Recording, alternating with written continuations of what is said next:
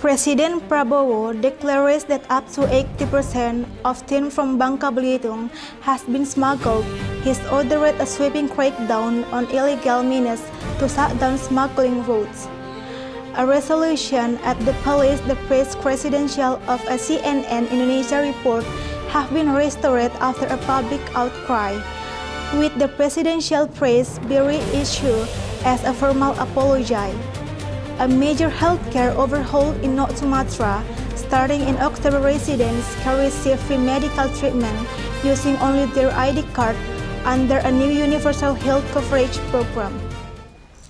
Good evening and thank you for joining us. We have a package broadcast tonight, starting with a massive crackdown on illegal tin smuggling that clouds shake the global market. Will also cover the resolution of press freedom dispute at the presidential palace and a new promise of free health care for millions here in North Sumatra. Stay with us as we bring you the full picture. This is What's Up Today and I'm your anchor, Leni Marciananda Saragi.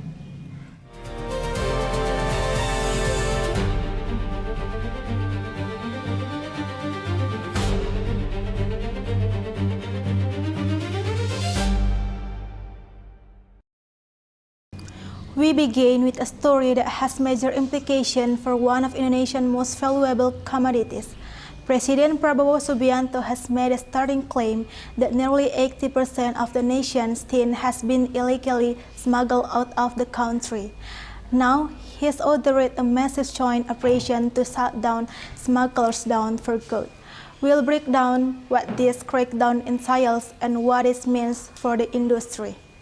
President Prabowo Subianto has ordered a coordinated operation by the military, police, and customs to shut down approximately 1,000 illegal tin mines across Bangka Belitung.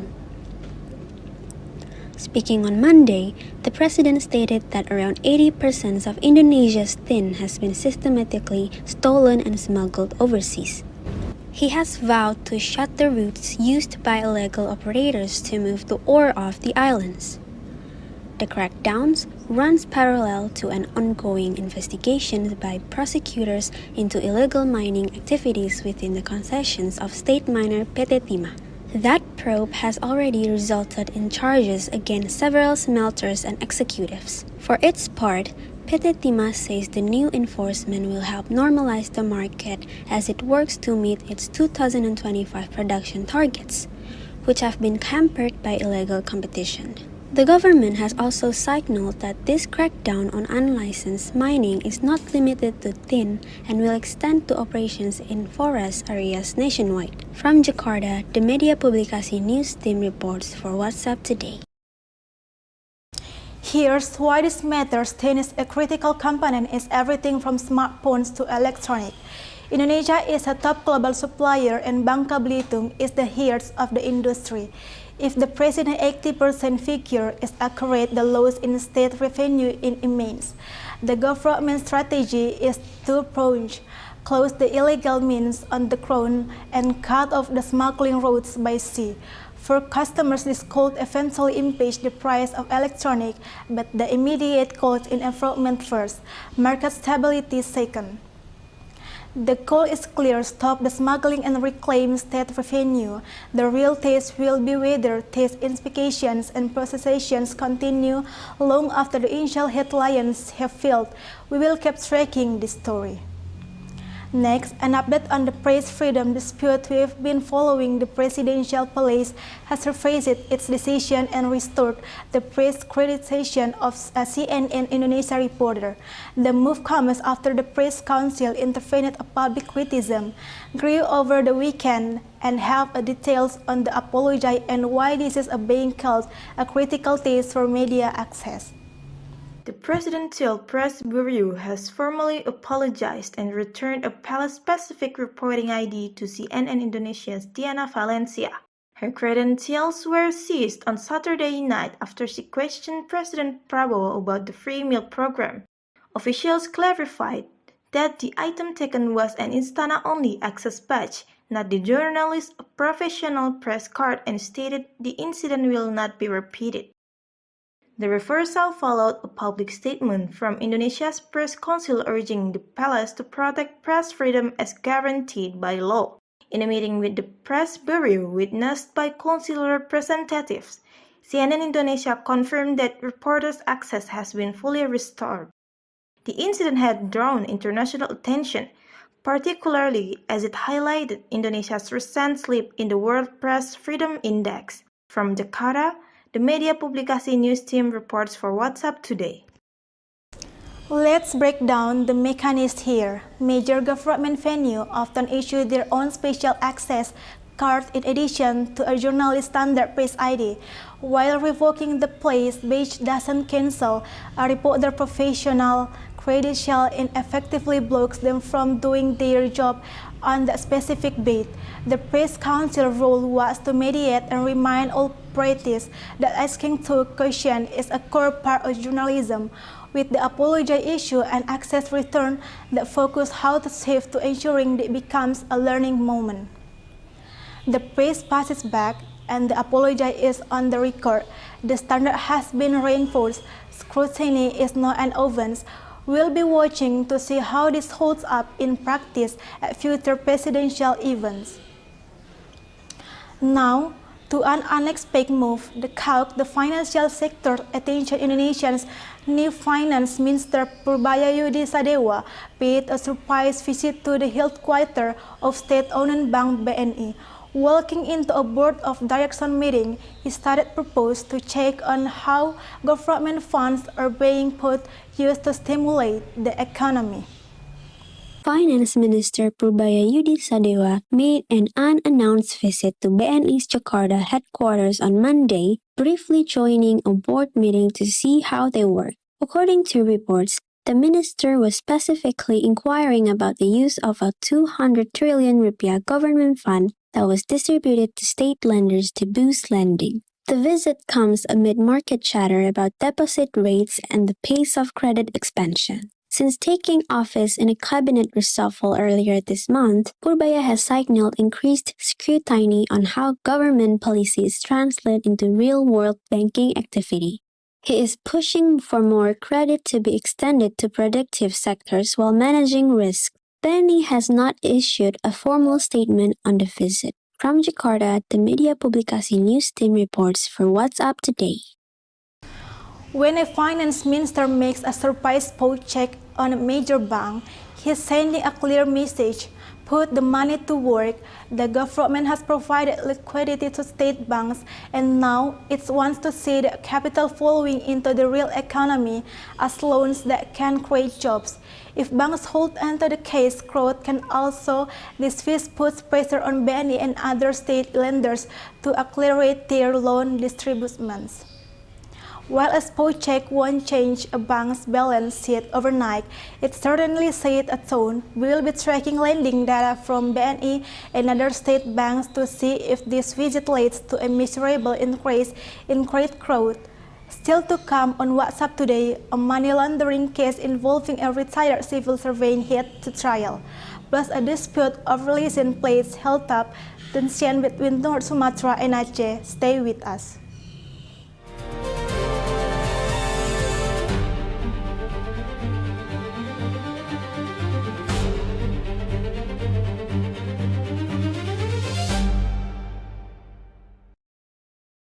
Welcome back to WhatsApp Today. We return now to West Kalimantan, where a money laundering case against a retired civil servant is now underway. Prosecutors allege a complex scheme involving 2.3 billion rupiah funded through the accounts of relatives and a consultant. Here's what the incident relieves. A retired civil servant, identified only by his initials, is now on trial at the Mempawah District Court for allegedly laundering approximately 2.3 billion rupiah. Prosecutors claim the scheme ran from 2018 to 2021, with funds being transferred through multiple accounts belonging to family members and a consultant. The investigation began after a separate embezzlement complaint led authorities to uncover a larger flow of funds. This triggered charges under Indonesia's anti-money laundering and anti-corruption laws. Authorities say they have examined at least 14 witnesses and seized extensive banking records. The court will now hear testimony to determine the origin of the funds and whether the transfer were structured to deliberately conceal ownership. From Pontianak, the Media Publikasi News team reports for What's Up Today. To put 2.3 billion rupiah into perspective is enough to fund a local health clinic or repair a neighborhood roads in court. Prosecutor must provide two things: that the money comes from illicit sources and that there was a clear intent to hide it. The defense will likely argue the funds were made and the transfers were normal. This case highlights how digital forensics and bank records have become central to modern corruption trials. The evidence in cases like this now lives in digital logs and bank records. We will follow the trial as its process and report on any key developments from the courtroom. Now to a roadside dispute that has sparked interprovincial tension. A viral video showing North Sumatra official shopping truck with Aceh license plates has prompted a formal apology from the provincial government, while officials claim it was a socialization effort and Aceh senator has asked central government to intervene. The North Sumatra provincial government has apologized after a video of officials stopping BL or Aceh-plated trucks in Langkat went viral. The officials were reportedly asking truck owners to switch to local BK plates if their businesses operate primarily in North Sumatra. The government claims the goal was to ensure companies pay vehicle taxes in the province where they operate. Governor Bobi Nasution clarified that this was not a ticketing rate but rather socialization and data collection ahead of a new policy plan for 2026. However, in Banda Aceh, Senator Sudirman, also known as Haji Uma, sent a formal letter to the Home Affairs Minister, warning that the action was causing friction and could be seen as discriminatory. Both sides agree that vehicles simply passing through are not affected. From Medan, the Media Publikasi News team reports for What's Up Today. Here's the situation for drivers if you're just traveling between provinces. Nothing changes. This issue is aimed at companies that are based and operate in North Sumatra but register their vehicles fleet in Aceh, meaning their vehicles taxes are paid there. North Sumatra argues that tax revenue should support the road vehicles, as most the problem was the socialization at the roadside looked like a crackdown. We expect the Home Affairs Ministry to step in intermediate a clear policy. The video went viral, but the policy itself is still a work in progress. Clear communication between the two provinces is now needed to prevent roadside confusion from escalating while following any guidance issued by the central government. When we return, a new program in North Sumatra promised free healthcare with just an ID card plus a multi-billion rupiah smartboard. Personal comment under investigation. Will be right back.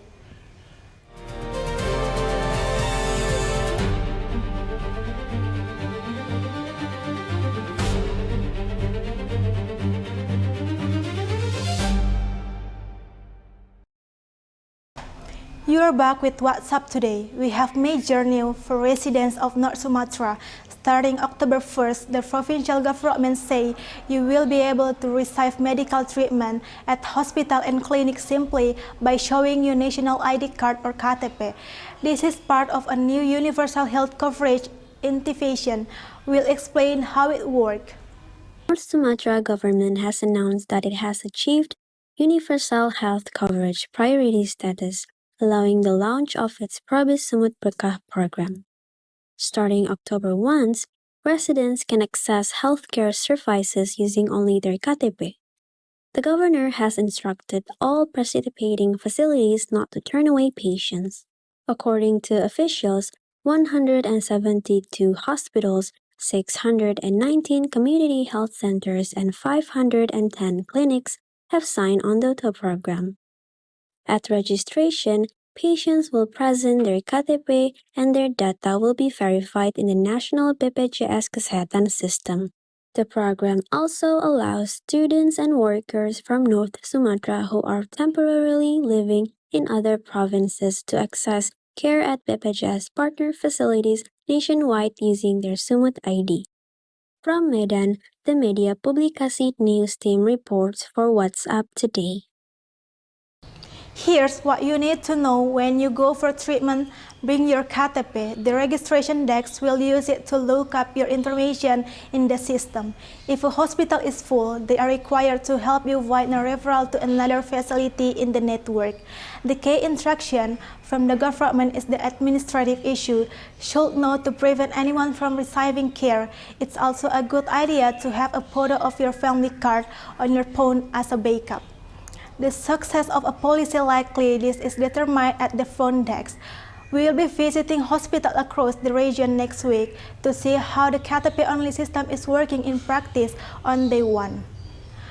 We close tonight in Tebing Tinggi, where a 14 billion rupiah purchase of the interactive smart boards for schools is now under investigation by the North Sumatra Infrastructure Office. The City Council has posed support of the problem, which follows similar investigation into smart board project in Nagporing district. The Tebing Tinggi City Council Chair has publicly backed an inquiry by the North Sumatra Prosecutor's Office into the city's education department. The probe centers on a 14 billion rupiah purchase of interactive smart boards. Officials from the education department, as well as the vendors involved, are being questioned. These investigations comes after prosecutors took action over similar smart board projects in other parts of the province, including a 50 billion rupiah project in Langkat. In the Tebing Tinggi case, questioning is focused on the project's planning, vendor selection, and pricing. No suspects has been named at this stage, and the review is currently focused on clarifying the facts. From Tebing Tinggi, the Media Publikasi News team reports for What's Up Today. So, what are investigators looking for? First, they'll examine whether the process was justified. Second, they'll check if the price were fair and if the bidding process was competitive. And third, they'll verify that all the equipment was delivered as promised and properly recorded as government assets. In previous case, in another district, red flags included process timelines and question about vendor eligibility. Parents and students simply want the classroom that work the best way to ensure accountability is true. Transparency will provide an update if this review is elevated from a clarification required to a formal investigation. And that's all the time we have for tonight. For a continued update on this story and more, be sure to subscribe to our channels and turn on notifications. Thank you for making What's Up Today a part of your evening. We'll see you again tomorrow.